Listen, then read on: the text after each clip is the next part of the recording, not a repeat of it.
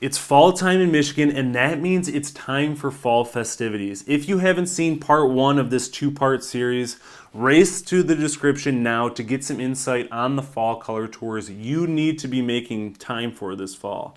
If you've seen part one, it's time to be aware of the haunted houses, the cider mills, the pumpkin patches, apple orchards, corn mazes, wineries, Oktoberfests, harvest festivals, football season experiences you can enjoy in Michigan. What's going on, everyone? It's Andrew McManaman, a licensed real estate professional in the great state of Michigan, and today I'm wrapping up this little two-part Michigan Fall Festivities series with a few more things you need to add to your fall bucket list. If you're in Michigan during the fall, you know as well as anyone else that it's football season. And in this state, it's just a way of life and an experience you need to have just to get in the front row seat to the atmosphere it creates. You can either get angry and want to break stuff watching the Lions, or you can follow U of M in Michigan State.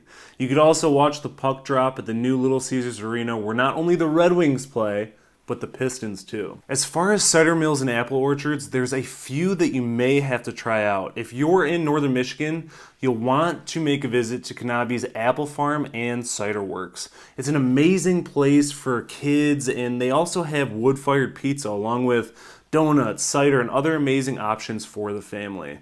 If you're hanging out in western Michigan, maybe on your fall color tour through Grand Rapids, you should make time for Robinette's Apple House and Winery.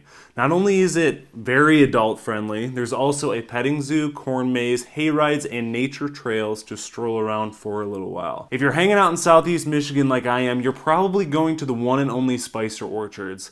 I've been going there for years, but since I've moved a little northeast, I would highly recommend Blake's Orchard and Cider Mill.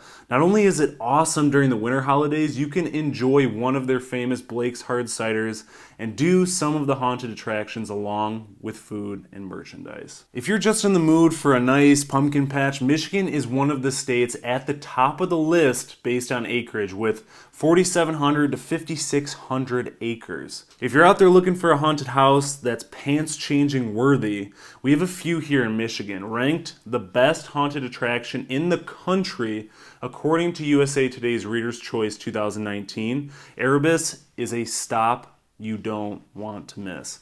This 100,000 square foot, 4-story building in downtown Pontiac was ranked the longest walk-through haunted attraction in the world in 2009, and since lost the title, but that doesn't mean it's anything short of scary, with realistic costumes and Hollywood special effects to top it off. If you're in the Madison Heights area, be sure to stop off at Azra Chamber of Horrors, a relatively new competitor in the haunted house industry, but that didn't stop it from being ranked number one in the state based on scare factor and in the top 20 in the whole entire country.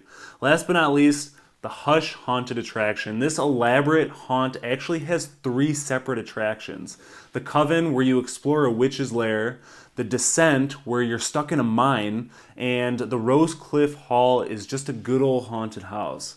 For those of you that have been to some awesome haunted houses in Michigan that I didn't mention, drop them in the comments below to help everyone find a new attraction. If you're looking for a good haunted corn maze, you'll have to make the haul out to Williamston, where Best Maze is located, to experience the Trail of Terrors. If you're just not wanting the full-in haunted attraction experience, relax and stroll out to Frankenmuth for their unforgettable Oktoberfest, where you can listen to live polka music, eat traditional German food, and of course, get a big glass of beer from the Frankenmuth Brewery. If you like fishing and the peacefulness of nature, you'll have to spend time salmon fishing on one of Michigan's pristine rivers. You'll be surprised when you reel in a salmon, steelhead, or a trout in one of the best rivers: Pere Marquette, Manistee River, St. Mary's River, and Grand River near Grand Rapids, just to narrow down your search a little bit. Another way to entertain the family is to take them over to the Detroit Zoo for some of their events, as well as the John Ball Zoo in Grand Rapids and the Binder Parks in Battle Creek. If you're an artsy person, you definitely should spend some time at Art Prize, one of the nation's premier art festivals that showcases memorable art pieces all over Grand Rapids, from fiber arts to kinetic sculptures. It will not disappoint. Michigan also has numerous farmers markets that happen all throughout the state until the snow flies. So if you find a city or county that interests you, see if there is a farmers market you can stop by.